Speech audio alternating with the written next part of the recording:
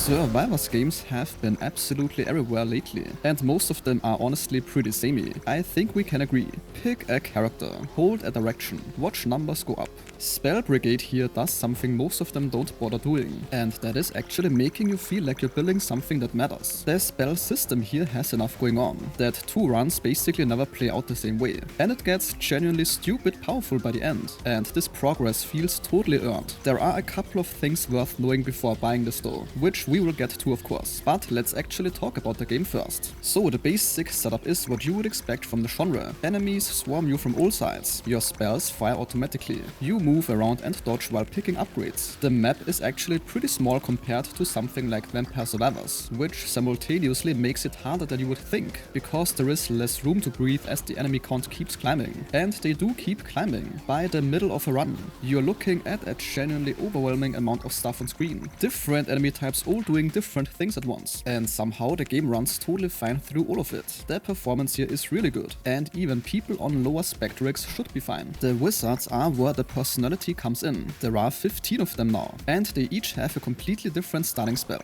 and a passive that can heavily influence how your whole run plays out. One of them lobs bombs that bounce around the map. Then there's this other guy that summons imps that run around attacking things on their own. Another one grows plants that get bigger over time, and eventually explode. And yet another one places scepters that create energy walls between them. A newer one called Nelly drops spells on the ground that only go off when someone physically runs into them, which is a chaotic and kind of hilarious way to play, so these don't feel like stat variations of each other. The spells actually behave vastly differently, and definitely push you toward different strategies. Every level up gives you 3 upgrade options, and most of them are the standard stuff. More damage, faster casting, bigger spell size, etc. This is fine, but what actually makes the builds interesting are the augments, which you earn by completing objectives on the map. Now these don't simply add numbers. This is the kind of stuff that changes how your spells behave. For example, your bombs can bounce an extra time, your imps can have the first attack always crit, your plants can slowly move toward the enemies on their own, and sticking a few of these together is where the build starts clicking. Then we also have the element infusion system on top of all that. At certain upgrade milestones your spell gets a slot, where you can attach an element, like fire, ice, lightning, acid or dark. Ice, for example, visually slows enemies down, and can even freeze them solid with enough stacking. Also, when you put 2 elements together, you get combination effects with their own names and behaviors. Once again, for example, fire plus lightning makes plasma,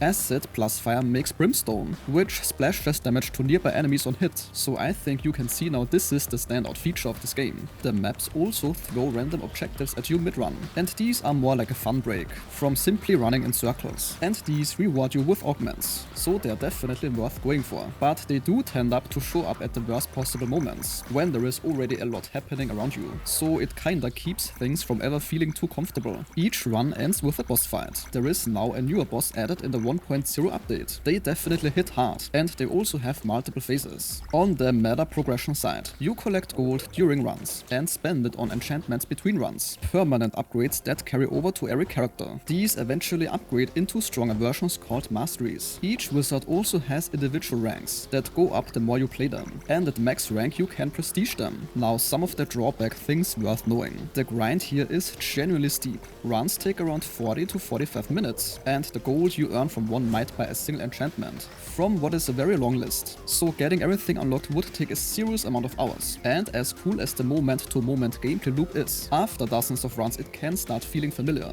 Now this is a grindy game, and whether that bothers you probably comes down to how much you enjoy the actual building process, because this is what you will be doing a lot of. The 1.0 update was pretty substantial. The biggest additions are of course the brand new wizard, with her bell-based spell, a new boss called Malgath, and a whole new map.